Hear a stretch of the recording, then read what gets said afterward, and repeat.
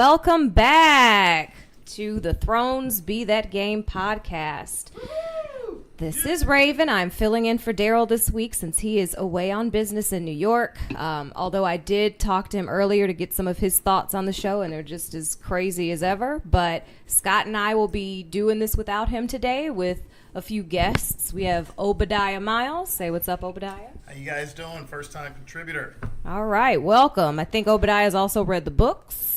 This is true. So he will be offering a unique perspective from somebody who's read the books and has been enjoying this series as long as we all have. And then we also have Keith Harris, who has joined us on another podcast, the Untitled Movie Review podcast, and he's hopped over here onto the Game of Thrones podcast. What's happening? Keith is a self-proclaimed Game of Thrones amateur, but I'm sure he has great thoughts. Great feedback. All right. And in the background, we got Shay again. What up? Also known as one of the members of the Johnson family from the review last week. All right, so let's just jump right in. Overall thoughts. I mean, from the reviews I've read, there's been mixed thoughts on this episode. There's only 6 this whole season. There were some people wanting more. There were some people that thought that there was a lot. Some people thought it was focused on character development. What did you all think, Scott? Well, the first thing I noticed was that it was way shorter than I expected it to be. Only 54 minutes of runtime, I believe. I was expecting around 80 to 90 minutes of runtime for each episode, so I was really disappointed that episodes 1 and 2 would both be under 60 minutes. And then because of that, I was disappointed that we didn't really get any interaction with the White Walkers. I thought that there was a sense of urgency and pacing that was lost, spending a whole 1/6 of the season just doing the introductions, while those were, I thought, thoughtful and nice to see and great aha moments, especially the one with Bran and Jaime. I thought that we kind of wasted a little bit too much time and spent too much time doing those reintroductions and meetings, because, like I said, it's so much valuable time that's spent on screen to get to the war and then the resolution of it. But overall, I'd say I give the episode 7 out of 10. Okay. Obadiah? Yeah, I'd have to agree with Scott. I'd probably give it about a 7 out of 10 as well. For as long as we had to wait, I thought that we were going to get a lot more a lot more action, and so that's what I kept, anticipating. But it didn't happen, and I'm okay with that. In retrospect, when I had time to sit back and think about what actually was done, what was said, it's kind of set us up for the for future episodes. To Scott's point, the Bran and Jaime interaction. That's what that's going to be my WTF moment. So, yeah, for me, I'm a novice, but I mean, like Tom said, I think it's a little bit of a dysfunctional family reunion setup. So, like Scott kind of said, they spend a lot of time introducing all these storylines, but for me, I wanted some action. So, I'll wait to see what happens on episode 2. Your thoughts? Yeah, initially after watching it, I wanted a little bit more, but after watching it 3 times since watching it the first time on Sunday, it was packed with a lot. While nobody died, other than the young man whose name I'm Lord forgetting. Umber. Yes, Lord Umber. He was the only significant person to die in this episode. I wasn't so bothered by the lack of that. I mean, there's a whole lot of stuff that we as the audience already know, but there was a lot of the introductions that had to have happened. I mean, most of these characters have never shared a scene together, in the last 7 years, and now we have them all in one place, and that had to be built up. We all obviously know about Jon's true lineage, but he had to find that information out, and that had to be packed in there. We had to figure out where everybody was, since we last saw them a year and a half ago. So I think the setup was necessary. But like Bran said, we don't have time for this. Let's move it along. And I think that they did as much as they could in the first episode while keeping it interesting. And I actually think that there was enough in this episode for me anyway, although I do want to see more, and I wish that the next few episodes would be longer. I think the episode 2 is also going to be 60 minutes. Yeah. And then the next 4 episodes are going to be, an hour and a half? Yeah, but 80, close to 82 minutes. Okay, yeah. So, and then I know episode 3 is going to be when the war starts, so I'm actually kind of expecting to see more of the same in episode 2, some more character development, some more reunifications and introductions. But I think it's necessary for the plot development. I think we're just disappointed as an audience because we know how little time we have left. Yeah. I think one of the things I noticed, particularly in the beginning, that introductory scene where we have the young boy run to see the marching army come into Winterfell, and then they switch to Arya's perspective, and Arya sees, Jon and Daenerys, and then she sees the Hound, and then she sees Gendry come in. I understand exactly what the director was doing in that moment, but I thought he wasted an opportunity to make it more profound. Showing it from Arya's perspective kind of made it all seem kind of small and mundane. Now, admittedly, it's the first of 6 episodes, so maybe they're building something to a more grandiose crescendo. But I thought we really had an opportunity to make it a real grand entrance and to juxtapose the grandness of the moment that's happening now in season 8 versus what happened in season 1 when Robert came to Winterfell in the first episode. I obviously, you can see the tiebacks and the nods to that, but I think that they kind of missed the opportunity to make it much more of a grand moment. How do you think they could have done that?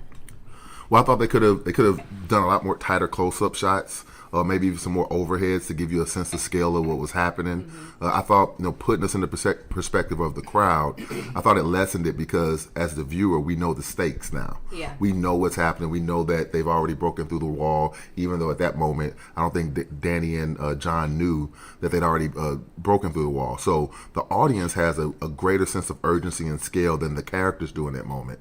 And so I thought that shooting it so the audience get that sense of urgency and excitement and danger would have been a more effective way to shoot that scene. Go ahead, O'Brien. So, what I thought about is, the little boy is the first thing that you see when the episode starts, right? And it brought me back to, season 1. I guess it was episode 1.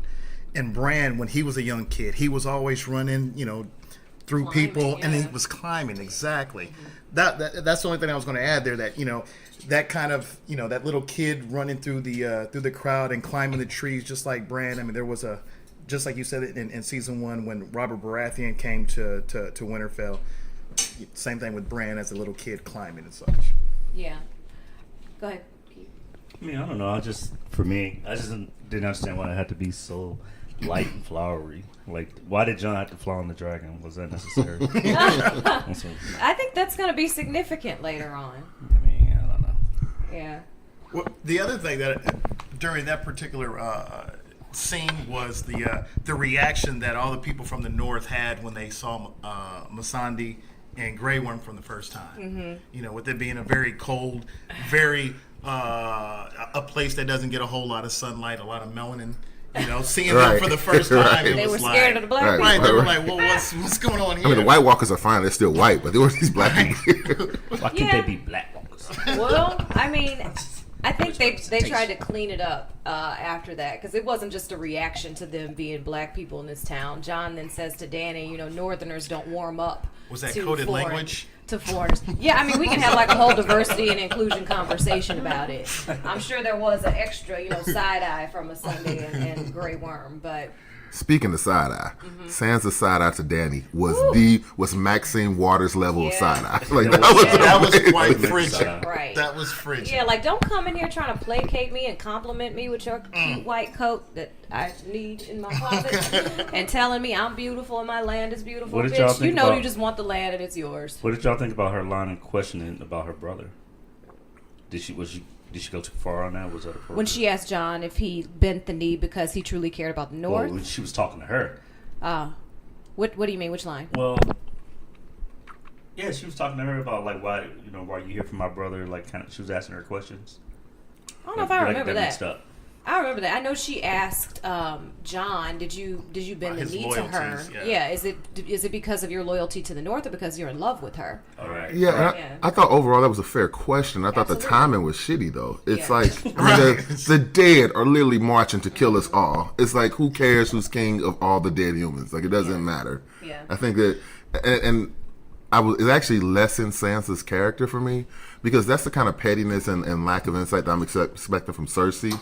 and the decisions that he made. And we could also say that Sansa learned from Cersei, so there's that. But I was actually going to say that it confirmed my thought that Sansa's going to end up like Cersei, and she could end up being a villain in this season as well, because she did learn from Cersei. She learned from Littlefinger. She hasn't had the best mentors the last 7 years. But at the same time, she's the only one that understands or that knows that Cersei's not coming, to march with them. Jon's under that impression that she is.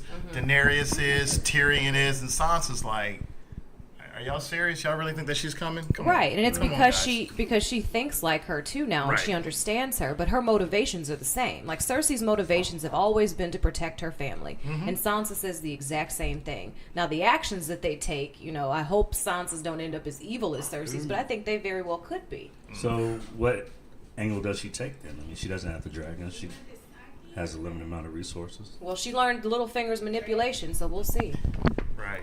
Yeah, I mean that was actually the most insightful. I was really proud of Sansa for pulling that. And then she makes this statement after Tyrion. You used to be the most clever. I used to think you were the most clever man in the world. Yeah. Which was so spot on, and also you knew it drove a dagger right in his heart when she said it, because and left him confused and befuddled, like, huh? What do you mean? Yeah, but I also think it was like what the audience was probably thinking at that point. Like going back and rewatching the last 7 seasons, and especially seasons 6 and 7, Tyrion has made a lot of bad calls. Exactly. So, I kind of felt Sansa on that. Like you started out in the series like being the most clever and witty and smart character, and like you've made some really stupid decisions here. And is it really because like you're not strategic, or because you don't know where your loyalty is? And from the start, that's where Sansa started, right? She started very naive, and now she's very astute when it comes to, the gameplay. Whereas Tyrion started up high, and now he's, like you said, he's made a lot of bad calls and decisions, and so their roles have taken a 180. So what's the real problem? That he bent the knee and he's in love, or there's another strong woman in her space? You talking about Jon? No, I'm talking about Arya. Who? Well, so I think there's 2 problems, right? Okay. So I think the first problem is that Sansa is now fighting for a role in her family that that was thrust upon her. She thought she could kind of be the unwitting queen, and the debutante, and live this royal life. And now she's been thrust into this role of leadership, and she's been hardened by all the actual life experiences of her. And I think that she's let those hardships kind of sway the bigger role, which is, hey, yes, people suck, but they don't suck as much as White Walkers do. And Jon has the exact opposite problem. He never expected to be in a leadership role, and he's like, look, there are things coming to kill us. The things that go bump in the night actually exist. They're on the way. The hell with all the stuff we're talking about. And so now he every time but she seemed like she kind of came off kind of territorial. So and she absolutely did. And I think Jon was dismissive of it, not because she was a woman or she wasn't smart. It's because that his concerns aren't of the actual throne. His concerns are more of survival, and him wearing the black and all the other things he did with the wildlands and all the fights and battles he's had. He's literally worried about, can I live tomorrow? Will I live next week? Do I live next month? Where she's more concerned about how will House Stark survive? How do we keep the North together, united, and how do we hold Winterfell? Adding on that is Sansa. You got to keep in mind that while Jon was out trying to win over Daenerys to come back and march with him or stand with him, Sansa was left in Winterfell trying to hold all these various houses together. And it takes a certain level of sternness and straight to the point to hold these people together. And constantly reminding these guys, look, I am the last remaining Stark here. That's a good point. Particularly when her fellow bannermen didn't necessarily want to stand with House Stark anyway, because of whatever reasons. And then going back to season 6, when it was her who got the Knights of the Vale to come to Jon's aid and the people of the North to defeat Ramsay. Yeah. So she's definitely been building up her leadership capital along the way. Yeah, and it's clear from that first scene that Jon has with the rest of the people of Winterfell that they don't really trust him anymore.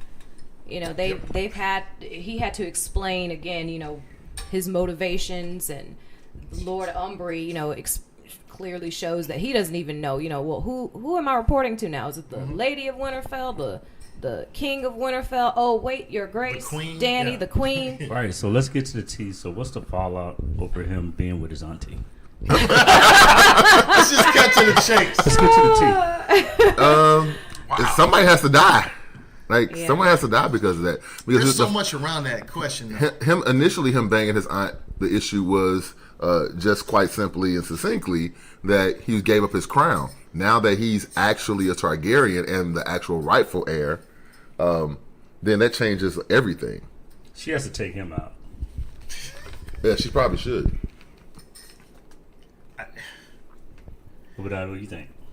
I think it's a little more complicated than that. So, if when you talk about the quintessential good guy, if there's someone that's always going to do right along the way, it's going to be Jon. And I don't see how, with him being the true heir, how he would lose support with some of the, of course, the North. And I don't know. I'm talking in circles here. That's going to be a very interesting question to answer. Well, I think you're right on. So there are a few things. So it's the hookup between Jon and his auntie. But he's the true heir, and that's it's a succession plan. But does that matter at this point? Does being the true heir, does that really matter? But that's really Because- Daenerys' only claim to the throne was that the usurper, Robert the usurper, there was no heir for her brother. Therefore, the rightful heir or rightful queendom fell to her or her brother.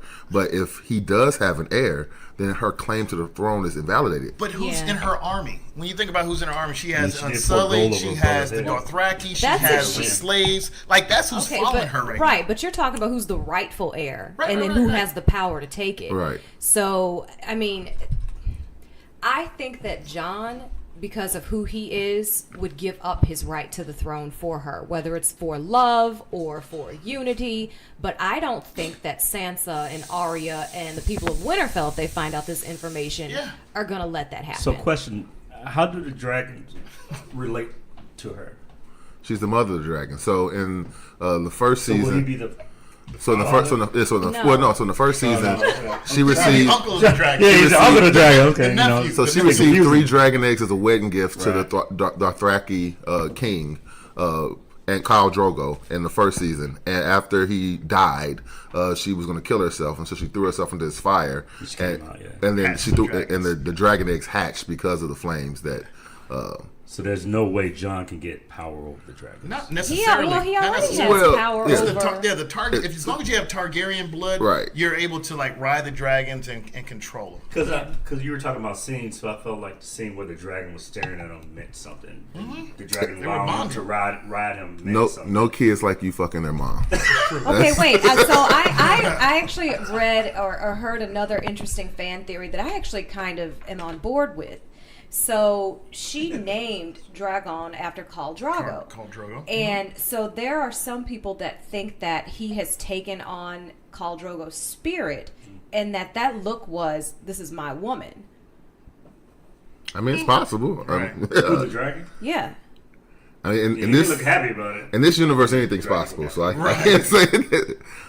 I read one interesting theory just to put a bullet point on my statement about Jon, that he could potentially rejoin the Night's Watch as a Targaryen, and that way he could disavow his claim to the throne and let Dany have it, so to speak. Much more similar, like I forgot the Aegon? Targaryen. Yeah. They also did that, so he could so Jon Snow left the Night's Watch, but Aegon Targaryen could join the Night's But Watch. here's the again. thing: why would you join the Night's Watch? The whole mission of the Night's Watch is to keep the White Walkers out. So Right. you're either going to defeat them, or you're not. Right. They're not. So- I don't think there's going to be an in between where they Yeah, come so to a pact once and say, they're "Well, you gone- go back on the other side of the wall, you burn down." Like, what is the Night's Watch going to be there to watch? Well, if you think about this though, so the White Walkers, when you kill a White Walker, you kill the whites that follow them, right? Yeah, yeah. So potentially and presumably, you could kill all the White Walkers and not kill the Night King, and you have completely, or not completely, but severely limited and defeated that army, so they can't go back and reclaim the dead, but still don't have maybe not enough the manpower or the woman power or whatever in order to destroy the army. So well, in that case, like I think they would just go ahead and destroy the rest of them. I mean, right, but you presume they have the ability to do so. I mean, the problem is that every time a human dies in that battle, they add soldiers to the other side. So minimizing human casualties is more critical in this war than has ever been any other war ever fought. And then also, we don't know what the Night King wants. Yeah. The Night King may find out that Tyrion was the prince that was promised, and all he wants is Tyrion. Everyone would sell Tyrion out for that. like war's over. Tyrion, or he wants Bran, because Bran started all this shit. That's the whole point, though. It's like there are ways we don't know his motivation. So he's undeveloped. So we expect more from Bran's powers now for this season, right? We need him to start doing stuff. He's already shown that his powers have strengthened because he doesn't have to warg now to see the past. Right. So he takes more of a leadership role in the planning for the war? Like what happens? I don't know. I mean, you tell us what you think. No. There was some trap music going on in the background. Forgive that, please. So what was your favorite scene of the show? Oh, my favorite scene. Come back to me, because I have a few favorites. Okay. So Keith, what was your favorite scene?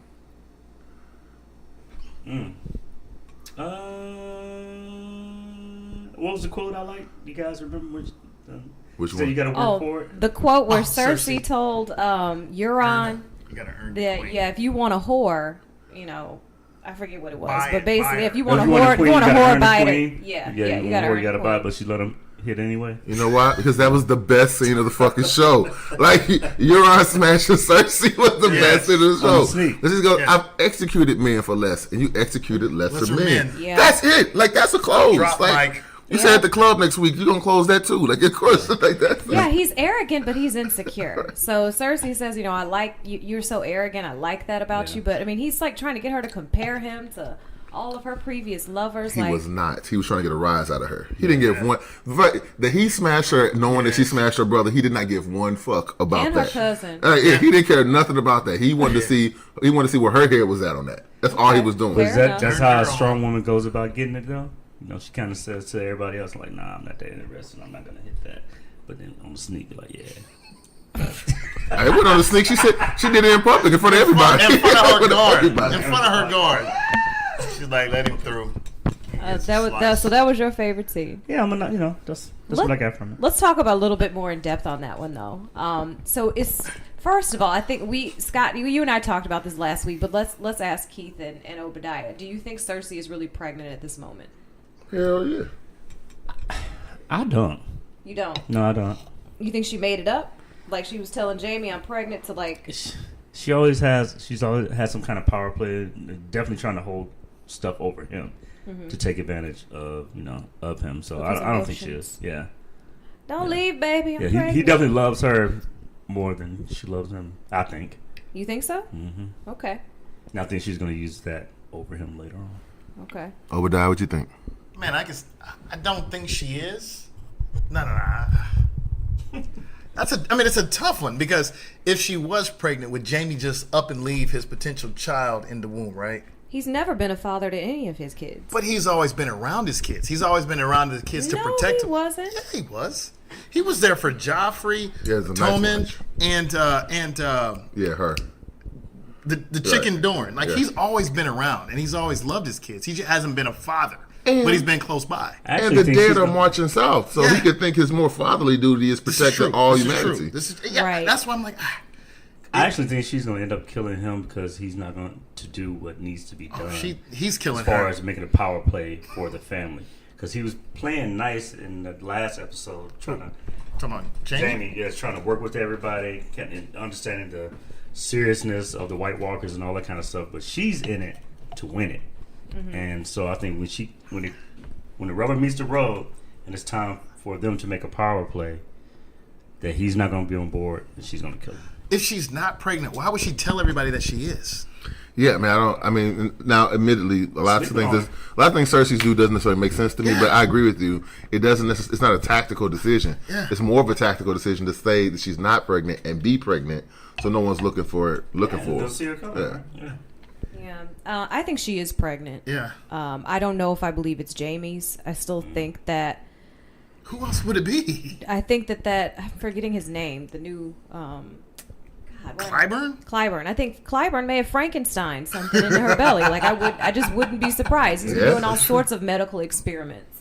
I'm giving you this mountainous seed. But I do think that after Yikes. Euron says, I'm going to put a prince in your belly, Right. she sees that as an opportunity to Pass make it off that as another his. power play, either by passing it off as his, or I don't telling Jamie later on it's like actually ain't your baby. I don't know.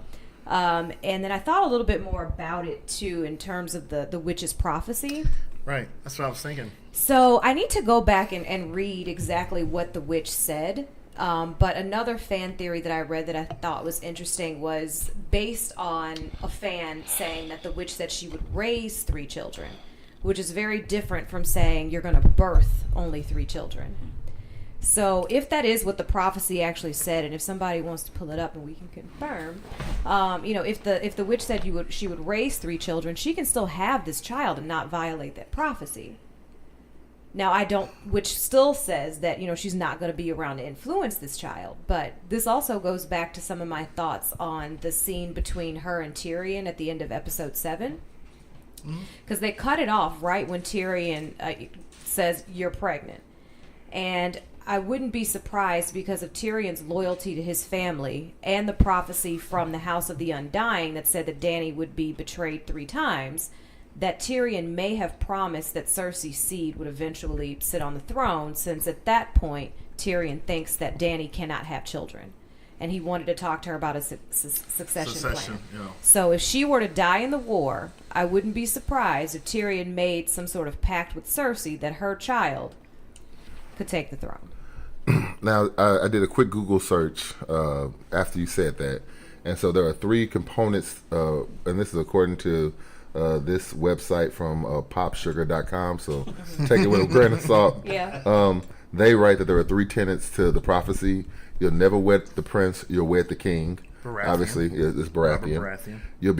You'll be queen for a time, then comes another younger, more beautiful to cast you down and take all you hold dear.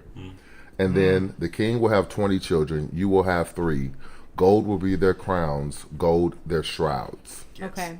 So, 3 up, 3 down already. Yeah, so you can interpret that how you want to, but Yeah. if that's true, she says have. So Yeah. she could technically She go could birth almost, or have in her possession, meaning raising them. exactly. So, yeah. So, I mean, I haven't read the book, so I don't know if there's any more to that. Obadiah, if you have any insight. No, I mean, that's pretty much what it was. I mean, there wasn't a whole lot of, expanding on that prophecy. And that's kind of why I was thinking that if she's, I can go both ways. That's why even if she is pregnant, I don't know if that child is going to Survive. be birthed. Yeah. Yeah. And how much time do we have before all this takes place, right? Right. And Because that's you got Dany, who's supposed to be pregnant, or maybe pregnant.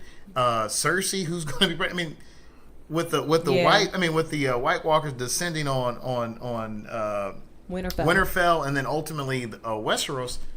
I mean, do we have 9 months? And even if you have 9 months or even 3 years, I mean, is that kid going to make it? And Right. that's really my point. When I'm talking about from a Hollywood standpoint, I think it would be a cheesy ending for us to basically look at the show effectively in real time over the clock that's transpired in the real world versus the clock that's transpired over in Westeros. And then for the last 5 episodes, to give us a time skip that covers more than a couple days. Yeah. I can give you a time skip over a day or a week or so, which is still around the same relative time. But for people to have, they're not even showing to be pregnant, and over these last 5 episodes, for so much time to skip that they could have those children, I think that would be lazy writing. It would and it would be. be very unsatisfying as a viewer just to say, hey, I skipped forward, 10 years. Naruto did that. I mean, you always watch anime, but Naruto did that at the end of the 15-year run, and it was infuriating because we didn't get to see any. We saw this kid from he was 10, and then all of a sudden he's 30 and Okage. You Like, have to. There's so much ground to cover. I don't know. Yeah, I do not think we're going to see any children be birthed. Maybe not until the last episode, because I still do think that Dany is going to get pregnant and she's going to die in childbirth. But I don't see that happening anytime before the 6th episode. Yeah, I think that Dany's pregnant, and her pregnancy would play a role in the show. And I'm Yeah. just trying to figure out how. Right. And that's the same way I feel about Cersei's pregnancy. I don't know if it's actually going to happen. I just think that it's going to be a part of a betrayal somewhere. Now, I want to touch on the Dany pregnancy. The only reason I don't believe Dany's pregnant is because we got 5 episodes left. We just found out that Jon was a Targaryen. I feel like Tyrion's one too. And so I feel like we got another Targaryen reveal besides some unborn kid. Let's say, even if she is pregnant, let's say we do a time skip and Dany has a baby born and she dies in childbirth, like Targaryens are wont. Who raises it? Where's the kid's personality? Who's going to see that this child is going to be actually the king or queen to reign? It's like it doesn't. There's so many. Who says that the series has to end with answers to all of our questions? True. Everyone who's watched the series for the last 8 years. I don't think It's it not will. going to be. It's HBO not going to be wrapped up with a bow. HBO tried to do The Sopranos before, and they did not go down well. I assure you, they're going to give us answers. They're not going to have a multiple interpretive way ending. You have 2 because people pregnant at the same time, though. I mean, doesn't that happens all the time. Yeah. Keith, you're about to get the put in the maternity Johnson world. family box. Hey guys, I already told y'all I don't know what I'm talking about. I'm just asking. We are. We're being nice. I'm just asking questions. from the Shave people. Lonely over there in the Johnson family box. Shay, come on. All right. Drinking, I know things. Keith, Keith, we already talked about your favorite scene. Scott, what was your favorite? Or Obadiah, what was your favorite scene? My bad. Favorite scene comes at the very, very end of it. Okay. When Bran was saying, hey, somebody was asking Bran what he was doing outside, and he said, I'm waiting for an old friend.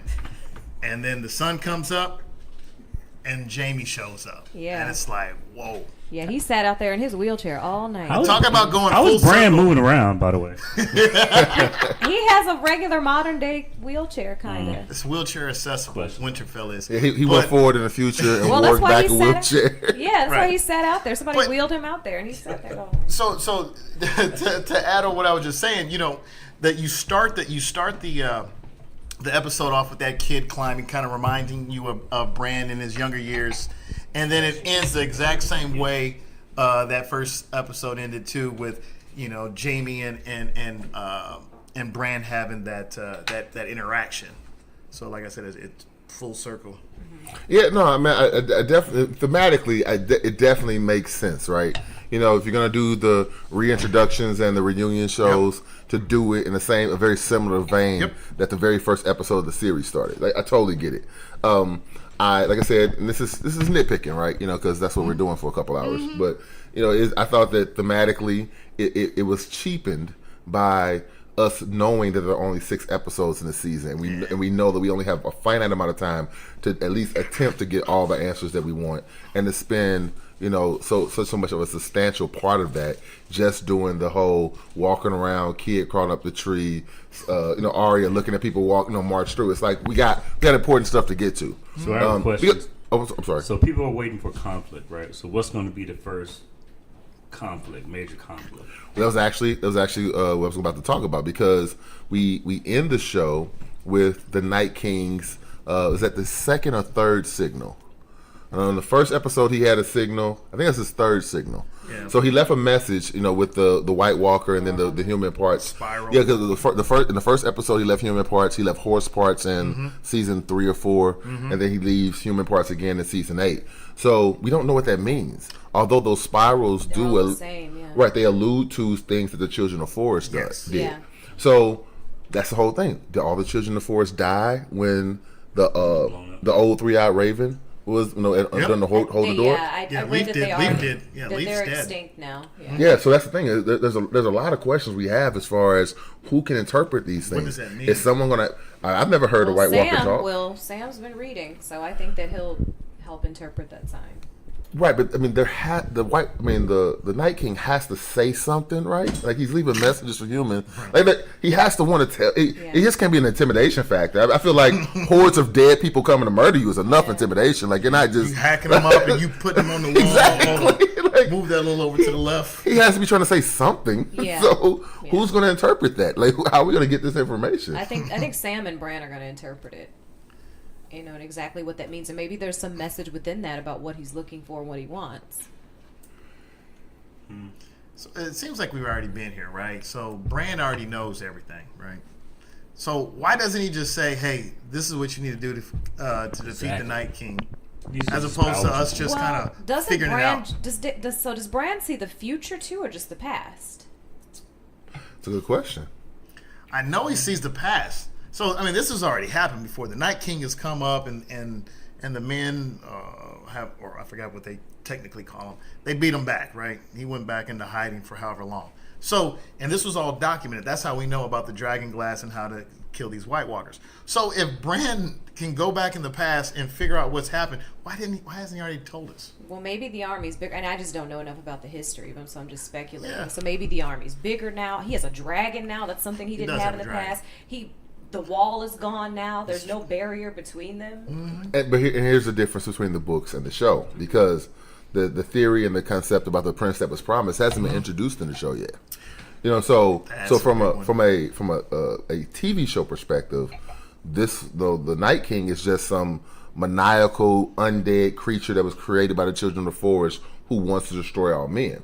And from what they have told us, you know, from a story narratively and thematically, we don't have to even touch the prince that was promised or Lightbringer or any of those things. Yeah, none of those things have actually been introduced into the show. So but once again, back to my point about them wasting time.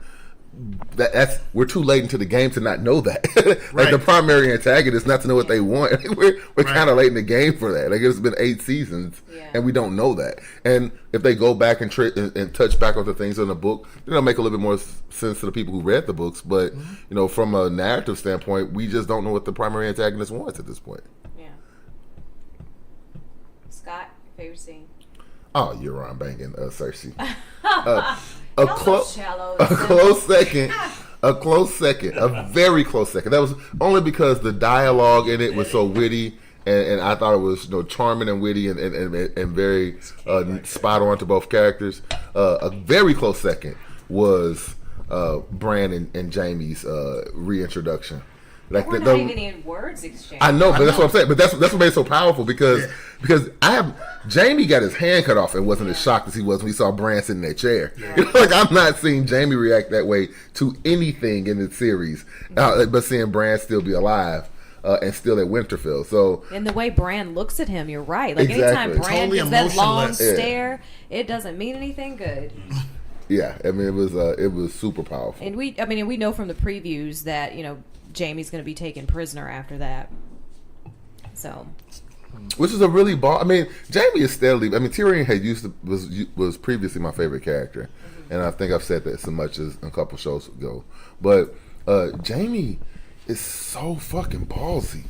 It's like he went to Winterfell after all the things the Lannisters have done to the Targaryens and the Starks, just because he thought it was the right thing to do. Knowing the consequences. Yeah. His character has definitely changed. Totally evolved. Yeah. I respect ballsiness. I mean, that's one of the things I liked about Tyrion, because Tyrion said said things in inopportune times, and you know he acted inappropriately, you know, throughout the show. Yeah. But I mean, Jaime has really taken a page out of Tyrion's book. He's not the reliable son that he was first introduced to us as. Yeah. He's become much more of a wild card in a lot of respects. That's why I think he can die. I mean, is he necessary for the storyline moving? No, I think he's going to die eventually. Yeah, absolutely not. So sooner than later, though. When you talk about the books, they kind of allude to the 3 dragon riders, right, or the 3 heads of the dragon. So you already seen 2 of them. You got Daenerys, the mother of dragons, and you got Jon on the other dragon. Who's the 3rd rider, right? Right now, right, exactly. Yeah. So I'm trying to figure out how do you square that? How do you square that, right? But they haven't introduced that. That's once again another concept they haven't introduced into the show. Because in order to do so, do we expect that someone could? Because I don't think there's anything that's been introduced in the show that said we can bring something back to the living. Yeah, and actually, it has, man. The Lord of Light. Yeah, the Lord of Light. That is Jon Snow's back. But has the Lord of Light reversed anyone from being a White Walker back into a human? No. There's difference between that and raising somebody from the dead. I mean, possibly. I mean, yeah. I mean, it's just a lot of unknowns. I mean, so my statements to Obadiah is that I don't know if they've introduced that plot enough into the show that they have to stick to it. I agree with you that that's something I was looking forward to. But where I was going is that in the books, you know, they have all of these different prophecies. We talked about the one with Cersei. The reason why I think that that's going to happen is because they actually spoke about it in the show. So you got the three head, you know, the three riders of the dragon. You got the Cersei prophecy. You got Lightbringer. There was another one that I was getting ready to bring. Also in that prophecy about Cersei, it said that a younger Lannister is a younger Targaryen, not Targaryen. I'm sorry, Lannister. Her younger brother is going to kill her. Mm-hmm. yeah. So, I mean, she only has two brothers. She has Jaime and she has Tyrion. So if you're talking about prophecies that are going to fulfill themselves or that must be fulfilled, either Tyrion or Jaime's going to kill Cersei. Yeah. Well, if we believe that Tyrion is a Targaryen, then he's not necessarily her brother. So then that leaves... Well, he's still her mother. Her mother. They have the same Her mom. mother. You're But right. I will say that I'm a little less on board with the idea that Tyrion is a Targaryen. Just because of how much time we have left in the season. Like, that's it. I mean, and like one of you all was saying earlier, just like there are way too many people like, oh, this is Targaryen. Oh, they happen to be a Targaryen too. Oh, they're a Targaryen too. And like, so I'm a little bit less on board with that theory now because I just don't think there's enough time to develop. How long did it plot. take us to learn that Jon was a Targaryen? Right, yeah. I mean, even though everybody already knew it, but 8 seasons? I feel like there hasn't been enough development out, like, within the show. Like, all of the theories that I have heard and read are from people that have read the books and who are speculating based on things in the books, but there hasn't been enough development within the series itself to support that. So I'm kind of getting off that idea. Plus, it just seems like too much, and it would be too messy at this point to say, oh, by the way, Tyrion's a Targaryen too. And now that like we know Jon is writing Dragons. Rhaegar, is that the other Rhaegar? one? The other dragon. Like, where's Tyrion's place in all that anyway now? So. Well, let's talk about it then. I think it's a good time since this is the last season. Do we still think that the writers and the producers of the show are committed to the same ending that Martin is? I think they're on the same page because Yeah, I think contractually so. they have to be. But Do they? To a point. It's based on these events, right? yeah, I mean, this is his book. This is his story. This is true, but I I'm would saying- doubt that he gave up the rights to the way he'd want the story to be told. But that's the I thing, don't though. I don't think it's necessarily going to line up with what his book is. But that's my finished point, his book's though. gonna say. But that's my question, though, Okay. because he still has another book, or at least one other book to He's write. got a couple of them. So in order to still get his viewers and readers to subscribe to where he believes his ending should be, is it possible that there is a split between what happens in the show and what happens in the books? Because if a lot of things we're introducing are based on what we believe the show is going based on the books, we've seen several deviations, I think, important deviations from the books. So do we think that the show writers are actually locked into providing the viewers of the show the same ending that the readers of the books are expecting? Yeah, I don't mean, as somebody that has not read the books, I don't think that they have to be cohesive. And because they've deviated so much, and then I think it still keeps your readers interested too at this point, because I haven't read the books, but if I know that it's going to be much more developed or might say something different than what I've seen in the series, it might encourage me to read them. Just be like, oh, well, what was George going to say in the books? I mean, because this is not a TV show, but in I Am Legend, the ending of the movie is very different than the ending of the book. So Yeah, and that happens in plenty of movies. And Stephen King, I mean, The New Pet Cemetery ends completely differently than the original, and you saw it? I have not. It ends completely differently than the original and the book. So, I mean, it happens all the time. So, I could see the series ending differently than George's books will. So we're going to talk about next. My favorite scene, I had to think about it, and I wanted to hear what the rest of you all said. And I kind of struggled between two of them, but I think my favorite scene, just as far as the acting, was a scene where Sam learns that Dany killed his father and brother. Like it was a mixture of like kind of comedic for the audience and really sad at the same time. And I just thought that the actor that plays Sam just did it so beautifully. You know, because it's like he wasn't really feeling his dad that much, but he was still loyal to him. And you know, he finds out that Dany killed his dad, and his lip starts quivering, and he gets sad, and he's like, "Well, you know, at least I can go home because my brother." And she's like, "No, I killed him too." And he's just like, inconsolable at that point. And that's what like motivates him so quickly to go tell Jon the true story, because he is not going to be loyal to this queen who killed his father and brother. That's a really good point. So and he's Sam's most trusted friend, and I think Sam is going to have a lot of influence on what happens with their relationship moving forward, or could. It's especially noteworthy because his introduction to Daenerys was so jovial, right? It was so complimentary and jovial. It was, hey, look how great he is. Tell me anything you want. Yeah. And then he kind of, and it was her request to say, what would you like as a reward for saving Jorah? Yeah. And then that's how we established that she murdered the rest of his family. Yeah. And he took his father on the chin. He took his father's death on the chin like a champ. I mean, I can't imagine. Right. I can't imagine anybody taking the knowledge that you killed my father better than he took that information. But his dad was terrible. Yeah, his dad made him take the black. Yeah, no, he took the news to his brother worse. Remember and then Sam came home with Gilly, and then he was like, and then he just berated the dude. Right. I mean, I'm like, I never want to see you again. He's definitely more Joe Jackson as a father than anything else. However, a lot of good came out of it. Joe Jackson still had Michael Jackson as a son, so I'm saying parenting, I would say it's a push. It's a push. Yeah. I mean, Sam. Look, it worked out for Sam. Sam didn't really have any prospects to get laid beforehand. He got Jilly. He got a baby at the crib. He's a maester now. Yeah. I'm saying, like, may not be the intent of his father, but it worked out for Sam. Right. Yeah. Yeah. He was coming up, and I'm surprised that Jorah just sat back there and watched the whole conversation take place, as opposed to like nudging Dany, like, "Hey, let's cut this short," and not tell him that I killed your dad right now and your brother. Oh, Jorah. Yeah, he was just standing in the background, like. That's right, because Jorah knew he was the Tolly. Yeah. Yeah, you're right. Yeah, that was really fucked up, Jorah. Right, you just saved my life. Yeah, I kind of warned her first. Right, he's like, hey, you might not want to. But I guess he didn't know that Sam's last name was Tarly. But once he did find out, I'd have definitely been giving him the nudge. And no, but Sam introduced himself to Jorah.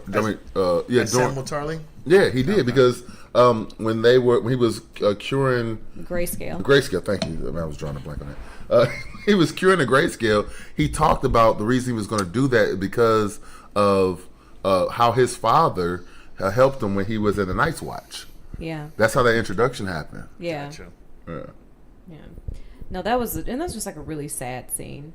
So that was one of my favorites, and then my other favorite was the reunification between, Arya and the Hound, and then Arya and Gendry.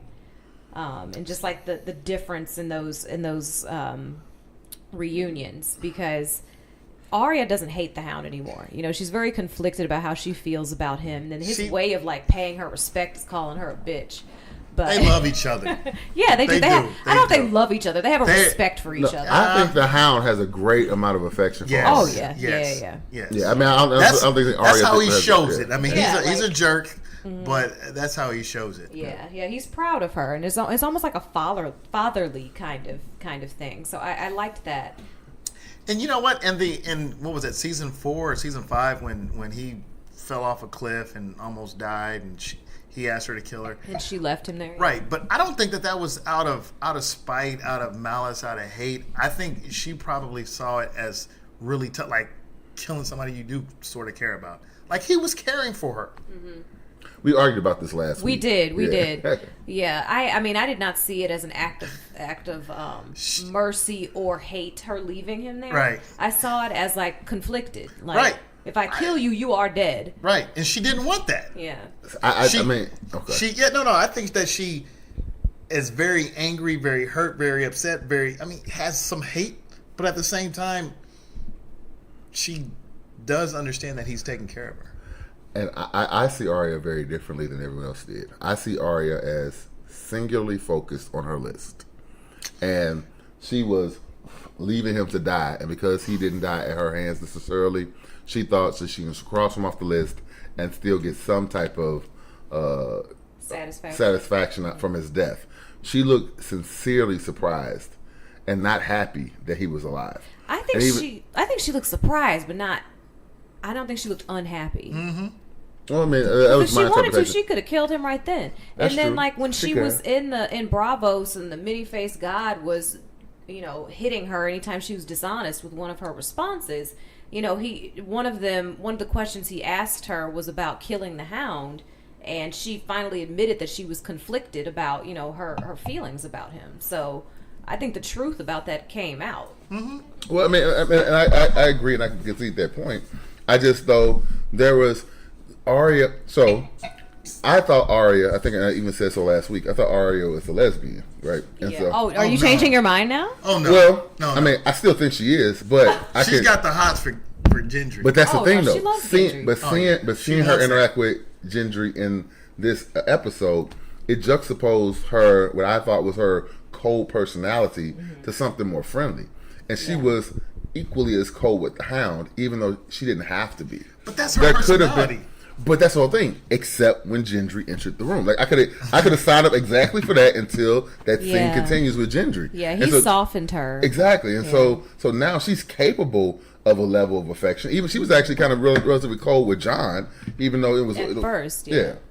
So I felt like she was that conflicted with the Hound, that would have been more of an acknowledgement, at least to him, because whether she was conflicted or not at the moment she left him there to die, or maybe die, when he's still alive, at least an acknowledgement of that's why I didn't kill you, because he begged her for her death. Yeah. She didn't even give a snide remark or again, aren't you glad I didn't use needle or anything? Yeah. She just let it walk away. And so she kind of left it kind of open in the air for interpretation, which I thought was a little confusing until I see her actually show affection for somebody, which, actually she is capable of that. I mean, she showed more affection to him in my eyes than she did with anybody else in her family. Well, I think she shows some affection towards Sansa, especially when Jon tries to get her on board with, criticizing her. Like, she thinks she's smarter than everybody else. She's like, no, actually she is. Like, she's the smartest person I know. That was a terrible line. I thought that was a little bit forced. Because I don't see Jon really speaking out like that. Well, she thinks she's smarter than everybody. I can see it because there was conflict between them before he left. I get that, but she showed her worth during the Battle of the Bastards. Remember, she brought the Knights of the Vale and saved his ass. Otherwise, he would have been dead. At that point, it's like, okay, maybe I need to back up and I kind of give you your space, and you do know what you're doing here. Well, I think there's also a history there too. Sansa was never the nicest person to him as growing up. So I think that there is some trust that hasn't been built there. Like, they didn't get along as kids, and their only interaction is in this forced situation. Right. So I think that there's just still a lack of trust there, and it's his perception. I think I believe that he sincerely thinks that Sansa thinks she's smarter than everybody else. He just doesn't see that she actually is. Is Jon being gullible right now? Jon's blinded by that tang of Daenerys. Jon is being Jon. I think he's been consistently driven by his emotions throughout this entire series. I agree. But he's also trying to do what's right as well. What he thinks is right. Yes. But do those characters live? Those type of characters. Oh, he's in normal shows they do. Maybe not this one. Yeah, I'm surprised he lasted as long as he did. Okay, let's talk about our what the fuck moments. Who wants to go first? I'll go. One of them, and I'm defining what the fuck as that was kind of a letdown scene for me. The Theon rescuing Yara, that was way too easy. I know. It resistance. was way too easy. Although I did appreciate the interaction between them where she headbutts him before, essentially saying thank you, because he did jump off the boat crying when she was captured. But at the same time, if he had tried to do something at that moment, they probably both would have died. So, but still, it was way too easy. So I was just kind of like, what? Either you could have just skipped over this whole scene and said Theon rescued Yara, or you should have made it a little bit more climactic.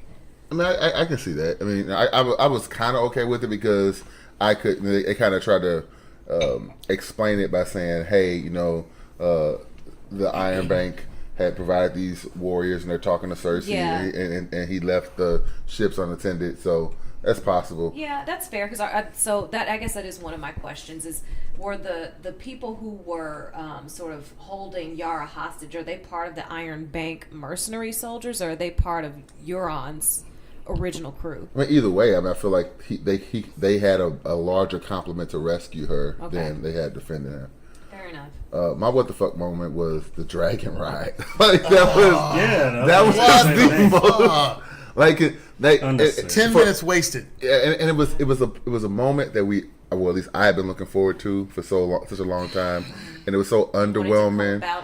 Yeah, it was so underwhelming and so weird and so awkward and so clunky. Yeah. And well, what if he doesn't want me to ride him? It was nice knowing you, Jon Snow. It's like, get the fuck out of here. Like, yeah, it was. That was almost as bad as episode 3, where your skin is soft, not like sand.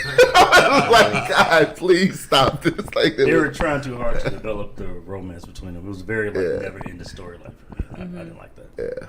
Yeah, it was like too much of a comparison, at least in my head, to the scene with Ygritte when he's in the cave and she's like, we should never leave this cave, and then Dany essentially says the same thing, like, why everybody want to be lost in the wilderness with you, Jon? It's cold. I mean, his booty was nice in that sex scene, right. but Thank you for that. It was muscular. It was muscular. But yeah, no, I agree with you all. It was kind of a cheesy scene, and I expected to see the reveal of Jon being able to ride a dragon to be more exciting and dangerous. He didn't blow no fire. Yeah, I thought he was gonna have that nervousness and he's gonna take to it like a fish to water. And all of a sudden, Danny goes, "What the fuck? You know, like, how is he riding the dragon like this?" But no, I wouldn't. It was real lame. Yeah. Keith, what was your what the fuck? It was that. Okay. It was them riding those dragons. I just didn't get the point of it.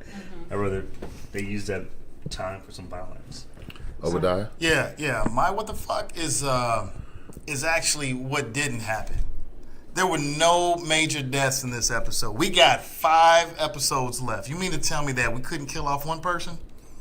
I mean, I think that there's going to be a lot of deaths, and I would hate that, you cram too many of them in episode 3 or episode 5. I think each one needs to have its own, day, its own, time to shine. So yeah, your complaint is the John Wick version of you didn't manage your killing out. You just put out your mission murder. I don't want you to cram it all in. I don't want to cram my killing in 20 minutes. I'll tell you what. I want to savor this. It was pretty exciting. The Red Wedding was pretty exciting. Yeah. So I enjoyed that and killing off that many people one time. So that thing was okay. Actually, Keith raises an interesting point. So every season, the penultimate episode is the one where some shocking murder or death or event happens. So what do we think is the penultimate episode's shocker? That's not always true, though. I mean, usually it's like the 8th or 9th episode, but with Joffrey's death, that was season 4, episode 2. Like, that happened very early on. Early in the Yeah, season. so we see some pretty important things, at various points throughout the season. I think episode 3 is where we're going to see some significant deaths. And that's. But don't you feel like you're going to be cheated a little bit to have so many of them stacked on one another? I understand Keith's point about the Red Wedding, but the death that stands out the most is Catelyn Stark's for me. Mm-hmm. Really? I understand Robb was the king of the North and all that, but Catelyn's is the one that actually stands out to me. Mine was Littlefinger. Well, I'm talking about I did not see Littlefinger. Right. I was just talking about the Red Wedding, but you're absolutely right. Littlefinger was a really good death. Yeah, I mean, Ned's was like the biggest one to me. Yeah, I mean, they spent the entire first season developing him, and then Eric, I'm forgetting his last name, is already like a really popular actor, so I just didn't expect that to happen. Like, he dies in everything, though. Right, but that's my point. That's my point that we didn't. There's so many characters that I think are going to die in this season. I want them all to have their own episode where it's like, I didn't see that one coming. There's not enough time for that. I mean. Yeah. I figured one character. You asked about the surprise, so that was your question, right? So I think. Or the what the fuck moment was my question. Well, the last question you were like, what do you kind of expect to see for the season, right? I thought, well, sure, we just jump on. We just jump on. So You create your own question. I think it's the sisters ganging up on to kill Cersei. That's what I think's gonna happen. Okay. Okay, well, how you think that's gonna happen? I think that the sisters are going to form a partnership because John is being weak, and they're going to navigate the space. But they have, in order to gain the resources and continue their family name, they have to get rid of her. That's interesting, but if we're going to go along with the prophecy, it's either going to be Tyrion or Jaime that kills her. So I could see them building an alliance. Yeah. Say Jaime gets killed up in Winterfell, Arya and Arya takes his face and goes down and kills Cersei, Yep, that could crosses a happen name too. off of her list. Yeah, That so could that way happen too. both Keith's idea works and the prophecy's fulfilled. Yeah. Yeah. You did. You might be getting out of the Johnson family. One question I did want to ask, though, other than the question that Keith just invented,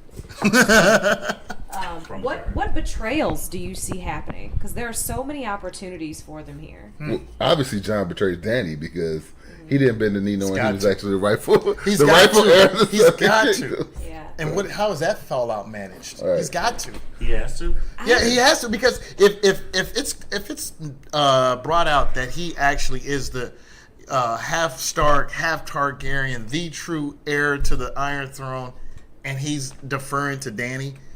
Oh, I mean, you're going to lose the North and everybody else. Yeah, and even Dany wouldn't be able to take the throne. Sam and Bran both know that now. Yes. So one of them is going to tell somebody else. And so I don't see John making that decision. I see it being forced on him. But here's another. Here's another thing. What Sam said. Remember, he said, "I want my pardon." Yeah. Because he stole some books, right? So he actually has the books that show that that there wasn't an annulment between what was her name, and Dorne. Yeah, Lyanna Stark.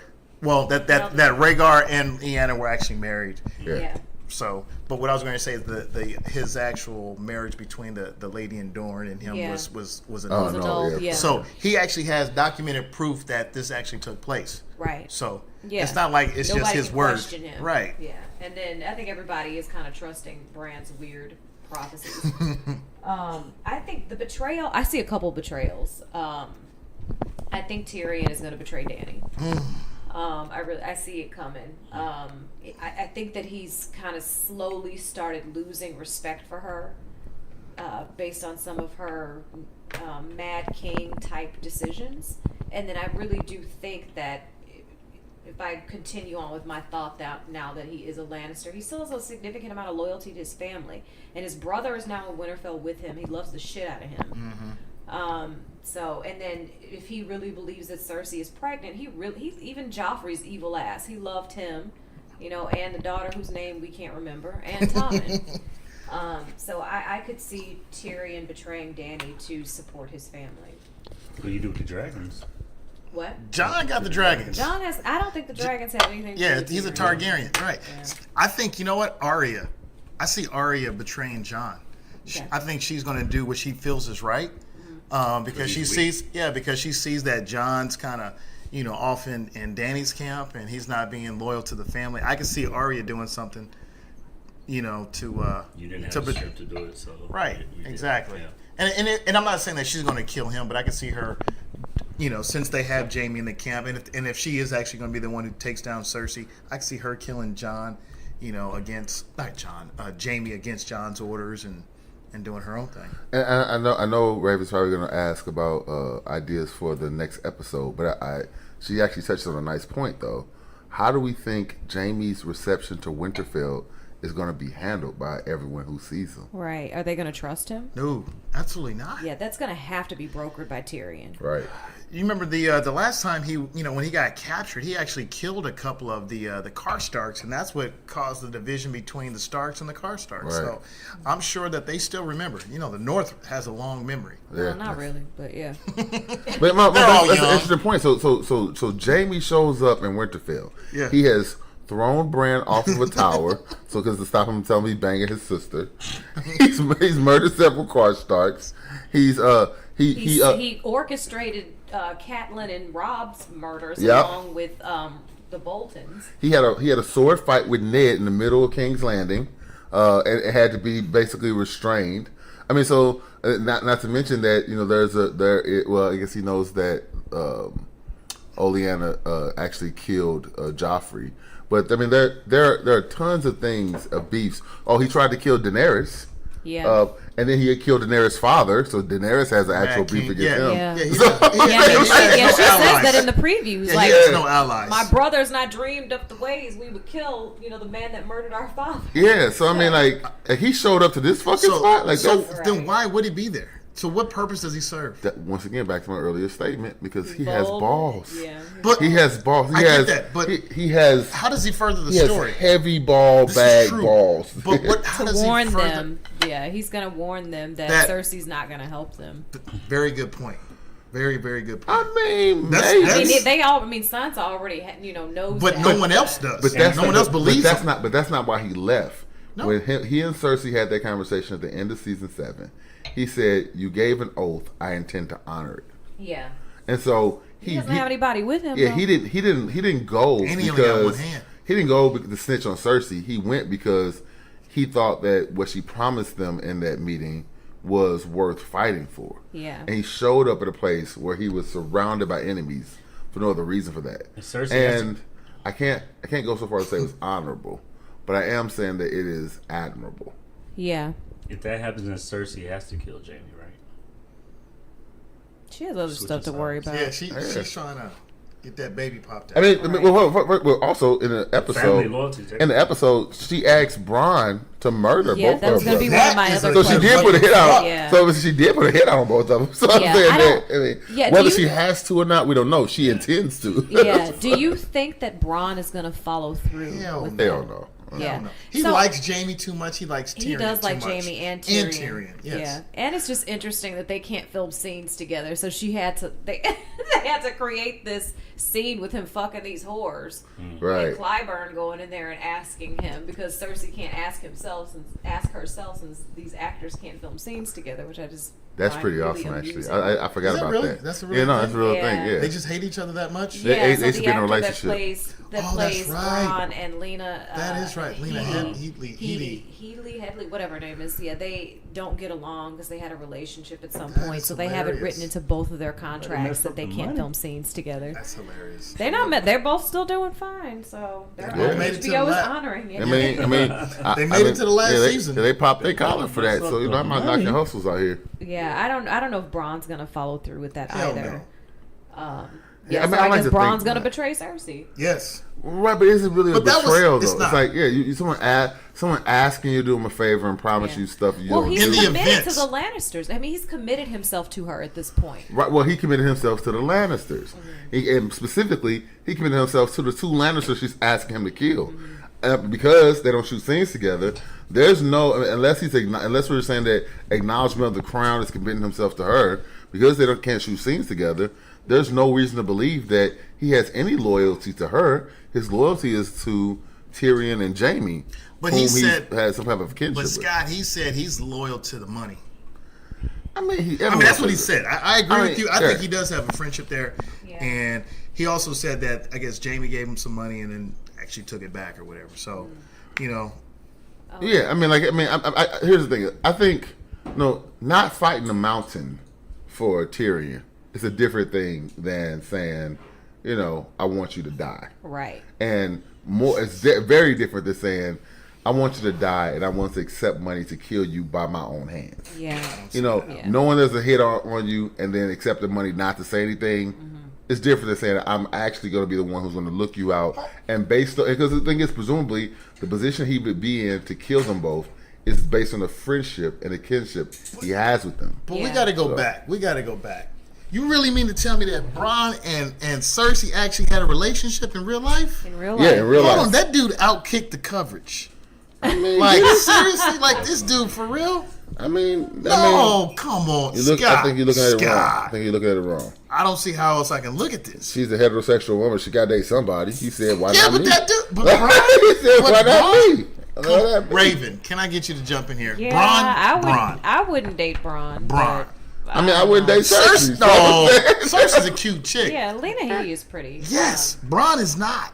I mean, look, dude, Bron, if you listen to this, can brother, see- he can see I got the your past, back. I'm cuz. faded with you. You know what I mean? All right, I'm see sorry. the past, All man. right, I'm You out can't there, see the dude. past. I'm just, I just needed a moment there, man. I just needed to make sure that Who was knows? expressed. First off, you're presuming that Cersei or Lena Headley is shallow. You know what I'm saying? Bron could be walking around here with a trust fund. He could walk around here with 13 inches. You know what I'm saying? I guess, he man. could have. He He could have iceberg slim level mouthpiece. We don't know what gets her goat. All we know is that he got her goat. So who am I to judge? She like love who you love. All right, man. I guess, dude. All right. Yeah, I'm not convinced that Bron's going to betray Tyrion I and don't see it Jaime, either. but I do see him Why you get dying such a big pour? as a result. Look at this pour. Your glass is bigger. Sorry about that. We're recording a podcast here. I'm playing. Yeah. I'm Right now, wine is more important because we drink and we know. I drink things. I do have a question. I know things. One question as a new guy again. Uh-huh. So, what's Johnson family. What's Euron's role? Euron? Euron. Yeah. What's his? How does his character develop? Or does he just Euron die wants early? to be the king. Yeah. So he's out Any on the means ocean. necessary. He's watching, waiting to see what's gonna pop. He's doing So what's whatever his- he has to yeah. do to please Cersei so he can be her king because he thinks that she's eventually gonna take the Iron Throne. Not figure out how to kill her off. He Well, I guess feels he had a better shot with Cersei than he had with Dany. Yeah, because that was So- his original plan. He Yeah, said he he wanted was to be gonna with Dany. ride. He said he was gonna ride to Dragonstone and get Dany, Yeah. and That didn't work out. Yeah, that didn't work out for him. So he decided, well, let me go over here with Cersei instead. So he sits back and he just kind of lets Yeah. it develop. Yeah. He's going to do whatever he has to do to help her succeed. That's one question I did have for you all that have read the books. Cersei kept talking about these damn elephants. Do they have some relevance in the books that HBO just couldn't make it happen because of budget or I don't really remember elephants playing Me a either. significant role. You read the books? I have, but I Yeah, don't I don't remember it. elephants. Yeah, she was taking- so disappointed that the gold company didn't send her elephants. I'm like, elephants? Like, On the ocean, Okay. in a boat? Yeah, Probably not. Yeah, I don't know. I mean, she's mentioned it in the show. I don't recall the books enough to talk about elements in any reasonable level, but I do think it was a clever way to edit out what she mentioned in the show. Yeah. Because elephants are expensive. yeah. Yeah. Yeah. So I guess maybe if people were expecting it. And you what, know. what they shooting were Iceland and Yeah, well, they actually shot in Croatia too, which I did get to see this summer, and it was so exciting to see what. it was some in of these Croatia. things- Yeah, I was in Croatia this past summer. Shout out to Oh Ray. wow! Yeah, so it was really really cool. But yeah, no, they were Budget's up. shooting in New Zealand, Iceland, Places that Croatia. aren't elephants, basically though. Yeah, where elephants are not. Yeah. So. Yeah, so I guess if people who've read the books are expecting elephants, HBO was Nah. letting y'all know they ain't coming. They But, spent all their so- money on Nymeria and Ghosts, I bet. Well, yeah, they weren't even in the first episode. So. I know. They spent all the money on that dragon ride. Yeah. Man, I got a ghost at home. They could use Turk for ghost. One Turkey, Shay and Scott's dog does look like Ghost. One other question I had: the House Glover refusing to join John and Sansa and Dany. What is the significance of that? I mean, is that going to play a role later Yep. on? I see how Does that mean they're going to join Cersei, or are they just sitting back chilling? they're just sitting back chilling. They don't want to take part in this. They've already been a part of too many wars.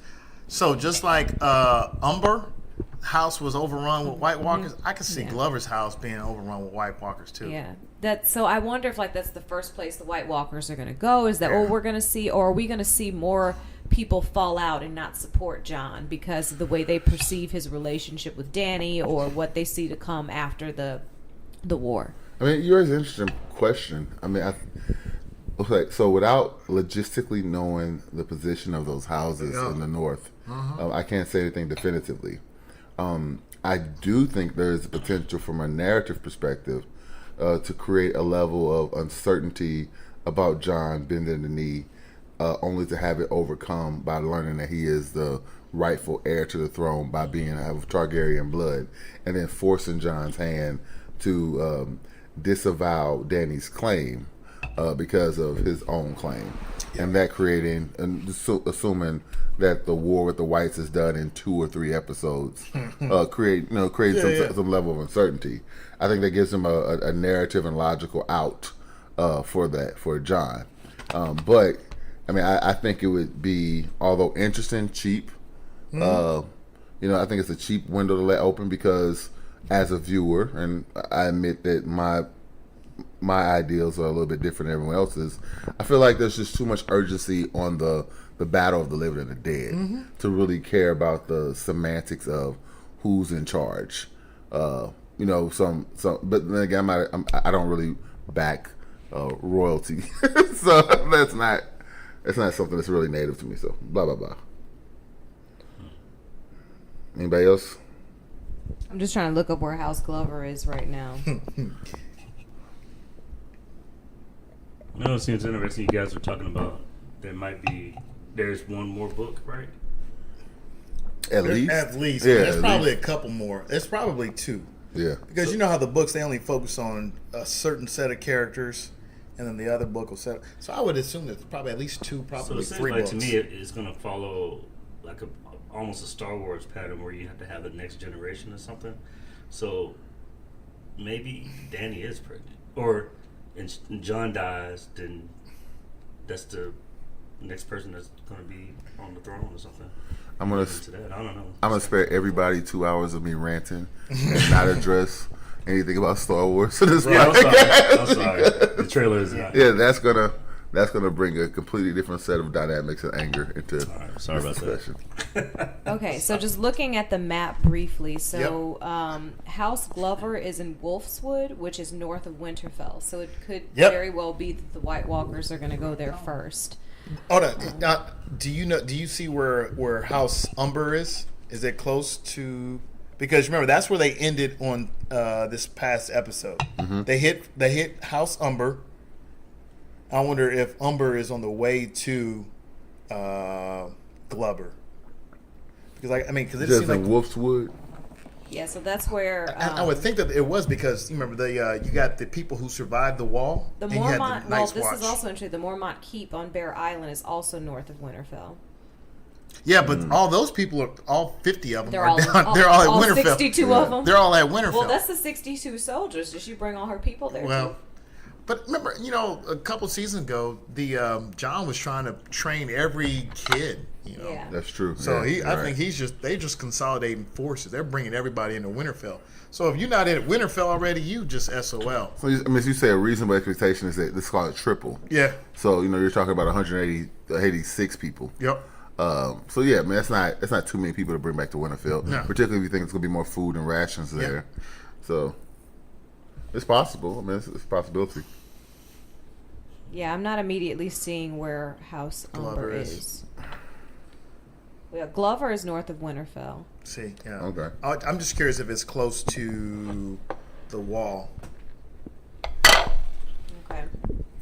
All right, so lots of interesting stuff to come. So, yeah, we got 4 days until the next episode. So, we'll be back next Tuesday to discuss again. Feel free to leave your comments. Scott and I are going to do our best to try to upload this episode and get it to Daryl. The main thing Daryl told me he wanted to do was shout out to Drogon because he still thinks that he's going to be sitting on the Iron Throne. Drogon for life. Yeah, and he said that look that he gave John and that the look that he gave John when he was making out with Dany was like, look, bro, this shit ain't gonna turn out like you expected to. That's my piece. Yeah, so send us your comments. We hope you enjoyed. We'll talk to you next time. Peace out. Peace.